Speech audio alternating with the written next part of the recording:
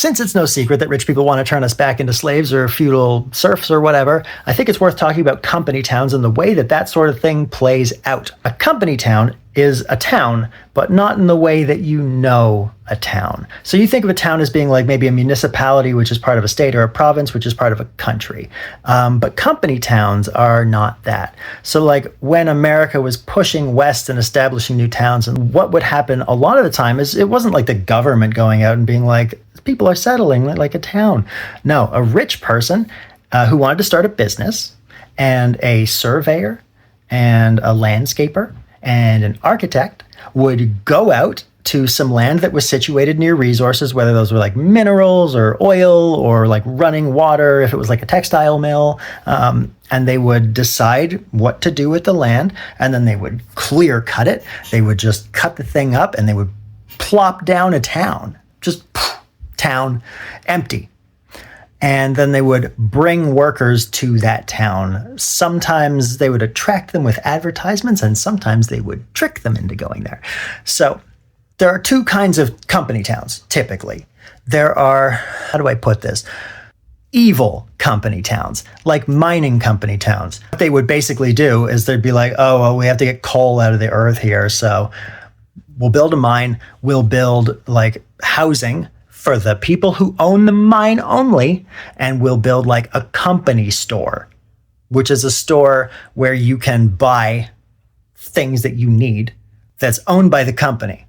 Often what would happen to attract workers is you'd get like recruiters, and they'd be like wandering around big American cities like New York or whatever, and they'd find typically vulnerable people, sort of fresh off the boat immigrants from Europe who did not speak English, and be like, you need work?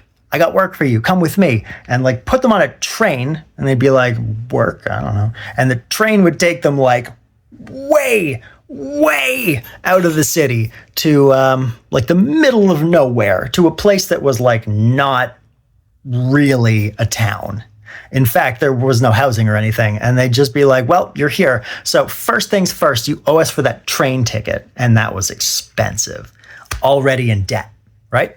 And then there's no houses. We didn't build you houses. So like, get a tent, cut down some trees. I don't care.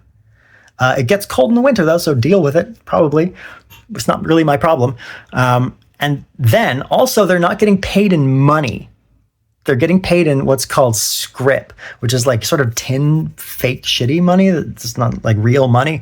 And it's only valid at the company's store. Also, everything at the company store is wildly overpriced. And so people are like chronically in debt, and they have really literally no way to get out of there, right? Like you're in the middle of nowhere and you owe them all this money. But also these company towns were like ruthless. People were dying of black lung, and the company doctor was paid to like deny it existed. It was horrible. To give you an impression, I read an account of like a journalist who went out and was like looking at how everyone was living in tents and like just under, sticks or like shit they built out of whatever they could cut down in the woods. And was like, oh, the workers are like playing it up. Like they're faking it. Like nobody lives like this. But sure enough, they were. And the workers didn't like this. So you get situations where these workers who have their families there and stuff, in a lot of cases had been in world wars or other big wars. And so they like had military strategy. So sometimes when they struck, like the mining union would be like, get your guns, boys. And they'd like dig trenches and fight with the National Guard. Because of course the National Guard is always on the side of the company. And the company, like the rich guys, can basically just call in the National Guard to bust up the strike. There's lots and lots of strike-breaking techniques, but that's one of them. And American history is littered with like the National Guard being called in to break strikes. That's the evil kind of company town. And then there's the other kind of company town. This is the patriarchal company town, we'll call it. A patriarchal company town is a company town where it's sort of like what Elon Musk or Mark Zuckerberg or, Tim Apple would do or whatever, where effectively in sort of like a prosperity theology way, prosperity theology being like rich people feel like they're rich because they're better than everyone. And that's why they're rich. Like, it's proof. God gave them more money because they're better, right? And because they're better than everyone, because we all know that the richest people on earth are better than all of us, we witness that every day in our benevolent governments. Because they're better than everyone, these people felt, and still feel in some cases, that if they design a town the way that they think a town should be designed, anyone living there will become closer to God by being sort of made in their image. Isn't that so cool? I'll give you an example of the nicest company town I ever read about, which is famous. You've heard of it. It's Hershey, Pennsylvania. That's right, Hershey chocolate. So back in the day when Hershey was being founded, Milton Hershey basically looked at Cadbury and was like, I'm going to steal that idea and make it America. So what he did was exactly the same thing. Like, he got his nice Belgian chocolate machines and he was like, I'm going to design milk chocolate for America. Nobody has milk chocolate. It doesn't exist yet here. So what he did was, everyone thought he was crazy. Isn't he so smart? He goes out to a place where there's like a lot of dairy cows and running water because they need water for the electricity. And he builds a town. Chocolate Town.